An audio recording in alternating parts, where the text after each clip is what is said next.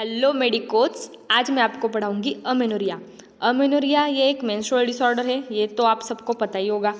उसकी सबसे पहले हम देखेंगे डेफिनेशन। डेफिनेशन में क्या है? It is absence of menses या फिर absence of menstrual cycle. Classification amenorrhoea जो है वो क्लासिफिकेशन हमने किया है टू टाइप्स में।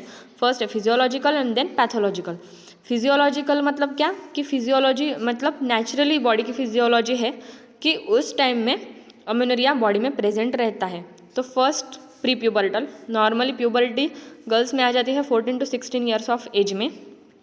तो उसके पहले क्या रहता है? बॉडी में अमेनोरिया नेचुरली प्रेजेंट रहता है। Second pregnancy, we all know that pregnancy में क्या है? प्रोजेस्टेरोन की वजह से अमेनोरिया रहता है। बाद में थर्ड लैक्टेशन में प्रोलैक्टिन की वजह से अमेनोरिया रहता है। फोर्थ पोस्ट मेनोपॉजल, मतलब कि 50 to 55 ईयर्स ऑफ एज में क्या रहता है? कौन से भी वुमन में क्या रहता है? मेंस्ट्रुअल साइकिल स्टॉप होता है, उसको हम क्या बोलते हैं? मेनोपॉज। तो मेनोपॉज के बाद क्या रहेगा? नेचुरली बॉडी में अमेनोरिया प्रेजेंट रहेगा। देन हम देखेंगे, ये तो हो गया अपना फिजियोलॉजिकल क्लासिफिकेशन। अब हम देखेंगे पैथोलॉजिकल क्लासिफिकेशन अमेनोरिया का क्या है। तो उसमें हम देखेंगे primary amenorrhea and secondary amenorrhoea. तो प्राइमरी अमेनोरिया हम सबसे पहले देखते हैं। प्राइमरी अमेनोरिया में क्या है? It is defined as when the menstruation fails to begin by the age of 16 years by the age of 16 years or in presence of well developed secondary sexual characters। मतलब कि 16 years हो चुके हैं या फिर 16 ईयर्स है कौन से भी चाइल्ड में, मतलब कौन से भी वुमन में, तो और उसके well developed secondary sexual characters भी है, but still menstruation fails to begin, मतलब फिर भी क्या हो रहा है? मेंस्ट्रुएशन आ नहीं रहे, तो उसको क्या बोलते हैं हम? Primary amenorrhoea. तो ये हो गई प्राइमरी अमेनोरिया की डेफिनेशन। बाद में हम देखेंगे कॉजेस, कौन कौन से कॉजेस है जो प्राइमरी अमेनोरिया के लिए कारण है उसका। तो फिर फर्स्ट कॉज क्या है? Congenital obstructive defects in the lower genital tract. Congenitally मतलब बर्थ ही उसका ऐसा हुआ है कि डिफेक्ट है उसको लोअर जेनाइटल ट्रैक्ट में। एग्जाम्पल इम्परफोरेटेड हाइमेन, मतलब हमको पता है कि हाइमेन में से ही क्या आता है? अपना मेंस्ट्रुअल ब्लड आता है। तो एग्जाम्पल क्या लिया मैंने? क्रिप्टोमेनोरिया मीन्स मैंने नीचे उसका पूरा इन्फॉर्मेशन दी है क्रिप्टोमेनोरिया की, कि क्रिप्टोमेनोरिया मतलब क्या रहता है? It is a condition in which menstruation occurs but it is not visible due to the obstruction of outflow tract such like vaginal atresia. Atresia मतलब नैरोइंग किसी भी चीज़ का या फिर आर्टरी वेसल्स, इसका क्या होना? नैरोइंग होना, उसको हम क्या बोलते हैं? Vaginal atresia. तो ये हो गया फर्स्ट कॉज, मतलब कि कंजेनाइटल ही ऑब्स्ट्रक्शन है लोअर जेनाइटल ट्रैक्ट में। एग्जाम्पल मैंने क्या लिया? क्रिप्टोमेनोरिया या फिर मतलब उसको ही क्या बोलते हैं? Imperforated hymen. मतलब क्या हो गया है उसमें? वजाइनल एट्रेजिया हो चुकी है, मतलब नैरोइंग ऑफ वजाइना हो गया है। इसकी वजह से मतलब मेंस्ट्रुएशन तो बराबर हो रहा है, मतलब मेंस्ट्रुएशन की प्रोसेस बराबर हो रही है, लेकिन नैरोइंग ऑफ वजाइना मतलब जो वजाइनल कैनाल है वो नैरोइंग होने की वजह से मेंस्ट्रुअल ब्लड बाहर दिख नहीं रहा है। यह हो गया अपना फर्स्ट कॉज। बाद में सेकंड कॉज क्या है? कंजेनाइटल अब्सेंस ऑफ जेनाइटल्स, मतलब कंजेनाइटल बर्थ ही उसका ऐसा हुआ है कि अब्सेंस ऑफ जेनाइटल ऑर्गन्स, उसको जेनाइटल ऑर्गन्स ही नहीं है। थर्ड हम क्या देखेंगे? प्राइमरी ओवेरियन अप्लाजिया मतलब क्या? ऑर्गन डिडंट डेवलप नॉर्मली, मतलब कि ओवरी की जो डेवलपमेंट है वो उसकी प्रॉपर हुई नहीं है, तो फिर उसकी वजह से उसको अमेनोरिया है। तो प्राइमरी ओवेरियन अप्लाजिया हो गया। बाद में हम देखेंगे और एक मतलब और जो कौन कौन से कॉजेस है प्राइमरी अमेनोरिया के मतलब प्राइमरी अमेनोरिया कर सकते हैं। डी हम देखेंगे इंटरसेक्सुअलिज्म, मतलब कि टू सेक्सेस जो है मेन और फीमेल, मतलब कि दोनों भी कैरेक्टर्स उस एक ही पर्सन में प्रेजेंट रहेंगे, मतलब जैसे कि हम देखते हैं डाउन सिंड्रोम या फिर टर्नर सिंड्रोम, उस तरह। नेक्स्ट कॉज क्या है? हाइपोथायरॉयडिज्म, मतलब कि T3 और T4 लेवल जो है उसमें वो लो रहेंगे। हम सबको पता है कि थायराइड मतलब थायरोक्सिन जो हार्मोन है वो क्या करता है? Which is responsible for the proper development और फिर प्रॉपर मतलब कि मेंस्ट्रुअल साइकिल प्रॉपर होने का कारण होता है एक थायरोक्सिन अपना हार्मोन। वही अगर अच्छा नहीं बनेगा तो फिर क्या रहेगा? प्राइमरी अमेनोरिया रहेगा उसमें। बाद में हम देखेंगे हाइपोपिट्यूटरिज्म, ये बहुत रेयर केसेस में होता है, ये बहुत रेयरली होता है। नेक्स्ट ये हो गए सब कॉजेस, एक बार मैं और कॉजेस बता देती हूँ। फर्स्ट हमने देखा congenital obstructive defects in lower genital tract, example cryptomenorrhea, then congenital absence of genitals, then primary ovarian aplasia, intersexualism, hypothyroidism and hypopituitarism. Next हम देखेंगे उसकी मैनेजमेंट कैसी करनी है। तो जैसे कि हमने कॉजेस देखे उसी तरह से हम मैनेजमेंट भी करेंगे। फॉर द फर्स्ट क्या हमने देखा कि वजाइनल अट्रेसिया या फिर लोअर जेनिटल ट्रैक्ट में क्या हो गया है, उसको कंजेनिटल डिफेक्ट्स है। तो फॉर द डिफेक्ट्स, अब कंजेनिटल डिफेक्ट है तो फिर उसका कॉज हम मेडिसिन तो नहीं दे सकते, हमको क्या करनी पड़ेगी, सर्जरी करनी पड़ेगी, सर्जरी फॉर क्रिप्टोमेनोरिया। नेक्स्ट हमने क्या देखा, प्राइमरी ओवेरियन अप्लाजिया था। तो प्राइमरी ओवेरियन अप्लाजिया में treatment of oestrogen should be given not to maintain only femininity but also to avoid the osteoporosis. मतलब फेमिनिटी मतलब वो जो फीमेल के कैरेक्टर्स है वो मेंटेन रहने के लिए हमको क्या करना पड़ेगा, उसको इस्ट्रोजन का डोज देना ही पड़ेगा। Just not to maintain femininity, मतलब सिर्फ फेमिनिटी मेंटेन करने के लिए नहीं, तो फिर हमको पता है इस्ट्रोजन अगर कम होगा बॉडी में तो क्या करेगा, वो ऑस्टियोपोरोसिस कर सकता है। But to also avoid osteoporosis, मतलब कि उसकी ऑस्टियोपोरोसिस न होने देने के लिए भी हमको क्या करना पड़ेगा, इस्ट्रोजन के डोजेस उसको उस फीमेल को देने पड़ेंगे। बाद में थर्ड हमने क्या देखा, इन केस ऑफ हाइपोथायरॉयडिज्म, हाइपोथायरॉयडिज्म की वजह से भी प्राइमरी अमेनोरिया हो सकता है। तो फिर हाइपोथायरॉयडिज्म में हम क्या देंगे, उसको T3 T4 के डोजेस देंगे। मतलब स्टैंडर्ड डोज क्या है उसका, मैंने नीचे लिखा है 50 माइक्रोग्राम ओडी, मतलब दिन में एक बार उसको क्या देना है, थायरॉक्सिन की मेडिसिन देने हैं। और हमको इवेल्युएशन मतलब कि चेक भी करना है थायरॉक्सिन की लेवल क्या है उसकी बॉडी में। ये सब हो गई management. For the defects in the lower genital tract हमने क्या किया, सर्जरी की। बाद में प्राइमरी ओवेरियन अप्लाजिया में क्या दी, ट्रीटमेंट दी उसको इस्ट्रोजन की। थर्ड हमने क्या किया, हाइपोथायरॉयडिज्म है तो फिर हमने क्या दिया, स्टैंडर्ड डोज दे दिए उसको थायरॉक्सिन के 50 माइक्रोग्राम ओडी। देन ये सब हो गया अपना प्राइमरी अमेनोरिया का। अब हम देखेंगे सेकेंडरी अमेनोरिया। इसके पहले हम देखेंगे definition. It is defined as amenorrhea of 6 months और more in a woman with normal previous menstrual cycle.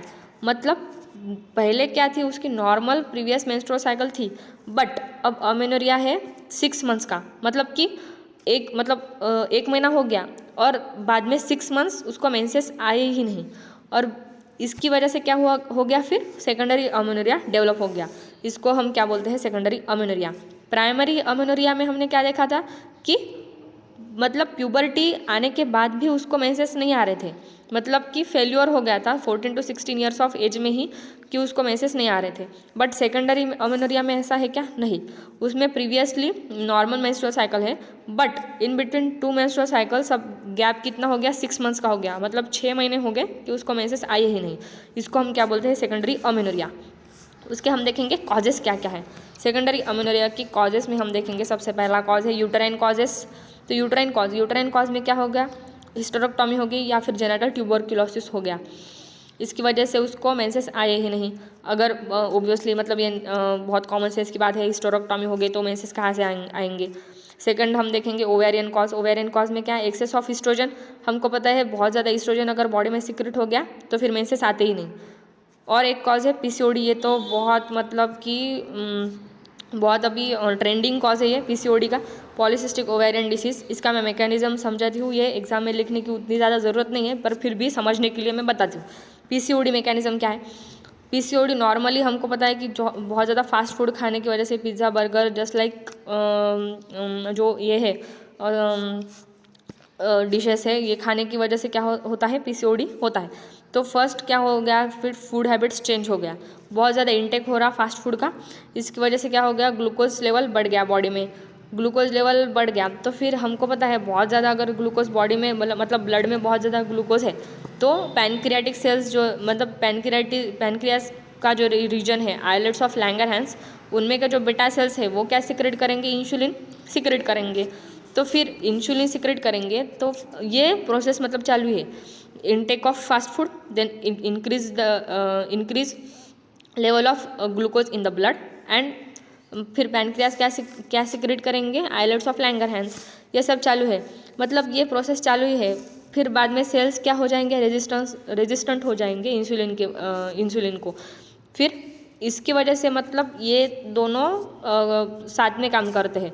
मतलब जब इंसुलिन जो अपने बॉडी के सेल्स है ये रेजिस्टेंट हो जाएगी इंसुलिन के लिए, तो फिर क्या होगा, disturb gonadotropin releasing hormone, gonadotropin releasing hormone जो है वो डिस्टर्ब हो जाएगा due to rise in the gonadotropin releasing hormone. मतलब डिस्टर्ब हो रहा है वो, एक तो ज़्यादा बढ़ रहा है या फिर कम हो रहा है, उसका बहुत ज़्यादा बढ़ गया। मतलब गोनाडोट्रोपिन रिलीजिंग हार्मोन जब ज़्यादा बढ़ता है ब्लड में, तो ल्यूटिनाइजिंग हार्मोन भी ज़्यादा बढ़ेगा। तो फिर वो बढ़ेगा सो दैट, मतलब ल्यूटिनाइजिंग हार्मोन अगर बॉडी में बढ़ गया तो क्या होगा, टेस्टोस्टेरोन भी बढ़ेगा। अगर टेस्टोस्टेरोन फीमेल बॉडी में बढ़ेगा तो वो क्या रिजल्ट करेगा, resulting in the stoppage of growth of ovarian follicles. अगर ओवेरियन फॉलिकल्स नहीं बनेंगे तो फिर मेंसेस कहाँ से आएंगे, फिर क्या हो गया, सेकेंडरी अमेनोरिया। ये इसका मैकेनिज्म जो है वो एग्जाम में ज़्यादातर पूछते नहीं, जस्ट मैंने समझने के लिए बताया है। बाद में हम देखेंगे साइकोलॉजिकल कॉज। साइकोलॉजिकल कॉज में क्या है, एनोरेक्सिया नर्वोसा, ये बहुत बार वर्ड आता है, बहुत इंपॉर्टेंट है ये anorexia nervosa word. Anorexia nervosa मतलब क्या, अफ्रेड ऑफ बीइंग फैट, मतलब उस लेडी को ऐसा लगता है कि मैं फैट हो रही हूँ। इसके लिए इसकी वजह से वो क्या करती है, अगर उसने खाना खाया तो वो तुरंत वोमिट करके सब खाना बाहर निकालती है। नेक्स्ट हम देखेंगे स्ट्रेस एंड विगरस एक्सरसाइज। ये सेंटेंस लर्न कर देना कि stress and vigorous exercise increases testosterone in the body. इसकी वजह से भी सेकेंडरी अमेनोरिया हो सकता है। नेक्स्ट कॉज हम देखेंगे कि continuous use of progesterone after the menstruation. हमको पता है कि प्रोजेस्टेरोन क्या करता है, सपोर्ट्स करता है प्रेगनेंसी के लिए। इसकी वजह से मतलब मेंसेस आते ही नहीं है। अगर प्रोजेस्टेरोन बॉडी में वैसा ही है, ब्लड में वैसा ही है, तो फिर मेंसेस कहाँ से आएंगे, ये भी एक कॉज हो सकता है सेकेंडरी अमेनोरिया का। नेक्स्ट हम क्या देखेंगे, कॉज ड्रग्स प्रोड्यूसिंग हाइपर प्रोलैक्टिमिया, अगर बहुत ज़्यादा प्रोलैक्टिन है ब्लड में तो भी मेंसेस नहीं आती, ये भी एक सेकेंडरी अमेनोरिया का एक कॉज है। नेक्स्ट हम देखेंगे मैनेजमेंट में सेकेंडरी अमेनोरिया के हम पहले देखेंगे in case of genital tuberculosis anti tubercular treatment हमको देनी है उस फीमेल को, but chances of conception are very low due to the extensive damage of tubes. उसको जेनेटल ट्यूबरकुलोसिस हुआ है तो फिर जो ट्यूब्स है फैलोपियन ट्यूब्स, उसका क्या हो गया है, एक्सटेंसिव डैमेज हो चुका है। इसके वजह से चांसेस ऑफ कंसेप्शन भी कैसे रहेंगे, बहुत लो रहेंगे। नेक्स्ट कॉज हम देखेंगे ovarian causes, excess of oestrogen, stop external source.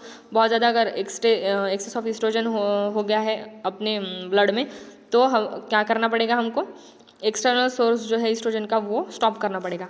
Next PCOD का ये रट लेना है हमको, ये जो मेडिसिन है मेटफॉर्मिन टैबलेट्स आने ही है। अगर पीसीओडी मतलब मेटफॉर्मिन आएगा ही तो फिर ये हो गया अपना पीसीओडी का। देन हम देखेंगे vigorous exercise must be avoided. अगर विगरस एक्सरसाइज वो लेडी कर रही है तो फिर टेस्टोस्टेरोन बढ़ेगा, और फिर बाद में मैंने बताया कि अगर टेस्टोस्टेरोन बढ़ेगा तो फिर सेकेंडरी अमेनोरिया तो आना ही है, तो फिर उसको क्या करना पड़ेगा, वो अवॉइड करना पड़ेगा। नेक्स्ट हम देखेंगे फॉर हाइपर प्रोलैक्टिमिया टैबलेट प्रोक्टिनल लेनी है, उसका ट्रेड नेम है टैबलेट प्रोक्टिनल। ये क्या करता है, एंटागोनिस्ट है प्रोलैक्टिन का। टैबलेट प्रोक्टिनल में एक्चुअली टैबलेट प्रोक्टिनल में ब्रोमोक्रिप्टिन नाम का एक ड्रग होता है, ब्रोमोक्रिप्टिन, जो कि एंटागोनिस्ट होता है प्रोलैक्टिन का। इसकी वजह से वो क्या करता है, फिर मेंसेस रेगुलर आने के लिए मदद करता है। वो कितना लेना है, 1.25 mg BD tablet proctinal 1.25 mg BD. Hyperprolactinemia ये हो गया अपना primary amenorrhea and secondary amenorrhea, दोनों भी हो गए। Thank you.